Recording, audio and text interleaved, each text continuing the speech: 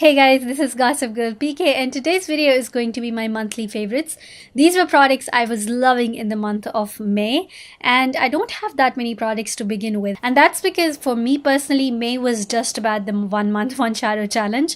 If you haven't checked it out or if you don't know what I'm talking about, I'll link my playlist down below. And basically in May, I picked out one palette, the Jaclyn Hill palette, and I tried to create just as many looks with it as I could.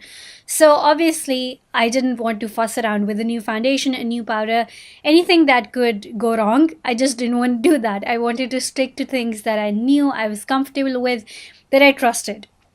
So I could just quickly put on my base makeup on and then sit in front of the camera and just put my eye makeup on, because I had to roll out a video every other day and I just didn't have the time or the patience to like fuss with all of that. So that's why I didn't experiment with a ton of new makeup. So I don't have that many makeup favorites this month. And I almost didn't film this video because I was like, there's no makeup here, it's not very exciting. But then I pushed myself to film this video because these products I wouldn't otherwise talk about. And they deserve to be talked about. They deserve a shout out because for the most part, they helped me get through this month. So anyways, let's just get started. Let's first talk about the makeup products that I have. Let's get them out of the way because there aren't many. And then I'll talk about the couple of products that I feel like if it weren't for them, this month would have been twice as difficult for me. So let's get started. But before we get into the video, just a polite reminder to hit the subscribe button below and give this video a thumbs up to let me know that you care. Alright, so my first favorite should come as no surprise to anyone who has been following me in May. Do I even have to say something about this? This is the Jaclyn Hill palette, of course, and I was using it throughout May. And I've had this palette for about 7-8 months. The reason why I wanted to include it in this month's favorite is because the more I used it, the more I fell in love with it. Like, this is one of those rare products in my collection that I didn't get sick of. I am an eyeshadow person. Like, if all of my makeup were to disappear, I think one of the first things that I would ever go out and pick is an eyeshadow palette, because it's the part of my makeup routine that I enjoy the most. And that's why I like playing around with other eyeshadow palettes in my collection. But I feel like the Jaclyn Hill palette is so versatile that throughout the month of May, not a single day did I feel like I missed other palettes. You know what I mean? I just was happy with it. I was satisfied with having just this one palette to play around with. That being said, I would totally change a couple of things about this palette, but we'll talk more about that when I film the conclusion of my 1 month, 1 shadow series. But yeah, I just quickly had to give my palette a shout out because it was amazing to work with, and I've developed a new appreciation for this palette working with it for an entire month.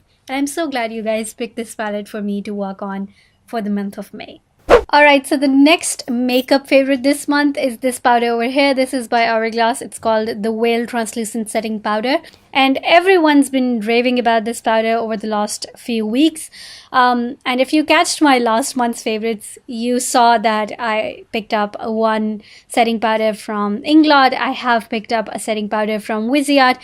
I didn't talk about it because I haven't tried it yet, but I also picked up the Hydro Mist setting powder from Becca, but it's still in America at my sister's place, so I haven't tried it yet. But the point is, I have powder for the rest of my life. I'm in stock, I'm good, but I still had to go out and pick this because everyone was raving about it.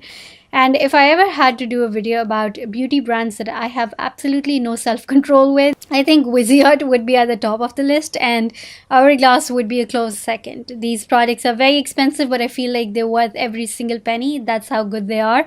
And so I just had to buy this powder and it's so beautiful. Definitely more geared towards people with dry skin. If you already have very, very oily skin, you wouldn't probably like it because it does have a sheen to it. They say it has diamond dust or crushed diamonds. I don't know, very bougie, but also probably very unnecessary.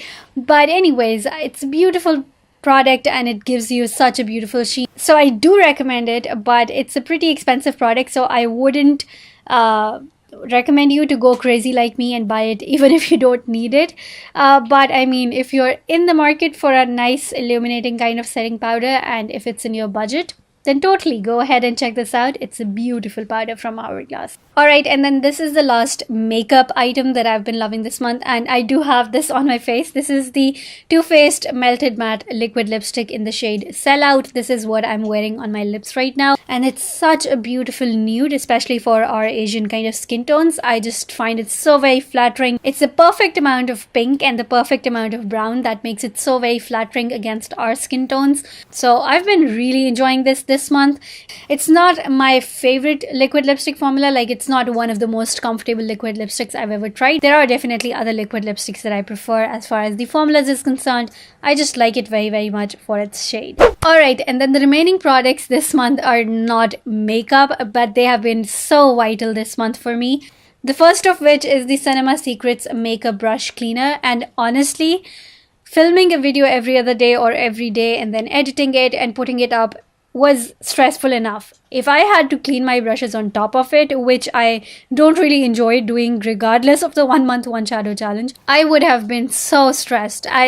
Let's just say I wouldn't be able to film and put up half as many looks that I was able to. It's a quick drying, rinse-free formula. So basically what that means is you would just dip your brushes into the solution and swirl them around a little bit, and the solution would really just suck out all the pigment and everything out of the bristles of the brush. And then you can just use it again in like 30 seconds because it dries like this, very quick.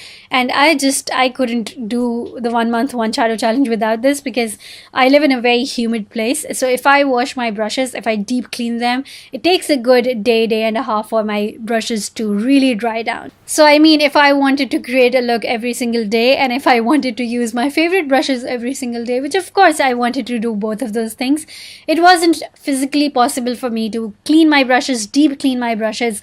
And so something like this was super convenient, super useful. It definitely gets rid of all the pigments from the bristles of your brush, and so you're not going to have those accidents where you go in to create a very pretty eye look and it had some really dark purple or really dark brown from the day before, and it's just going to be a hot mess.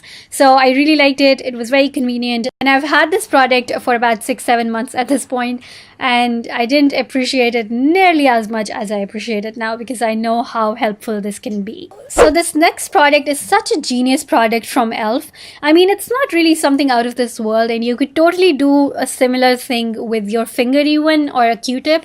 But I mean, I still don't understand why other companies are not making products like these. This is just a $3 product. It's just a makeup remover pen where it's shaped as the tip of a pen, and there's a ton of makeup remover squished into this little sponge at the end. And because it comes to that point, if you ever feel like your eyeliner is a little wonky and not as tidy as you wanted it to be, you can just go ahead, and it's so quick and easy to fix those mistakes. And especially during the 1 month 1 shadow challenge, I did have a couple of those moments where I needed something like this, and I reached for it a ton this month. And even if it dries down, I feel like mine is about to dry out. Even if it dries down, I feel like I could just dip it in a little bit of micellar water and then do the same thing. But I mean, it's not very expensive. You could totally replace it. For me, it's just about accessibility. It's not very easily accessible here in China. So I would totally dip it in micellar water and use it over and over again. And I mean, I know you can do obviously the same kind of things with just a Q-tip. Dip it into your micellar water and just go over the edges of your eyeliner and tidy that up. But just because it comes to that very, very pointy tip, I feel like this would be a better thing, and it's not that expensive. So I mean, it's such a helpful product for such little money that everyone needs to have one of these in their collection. And I don't know why other companies are not making these, and why a lot of people are not talking about these. These are awesome.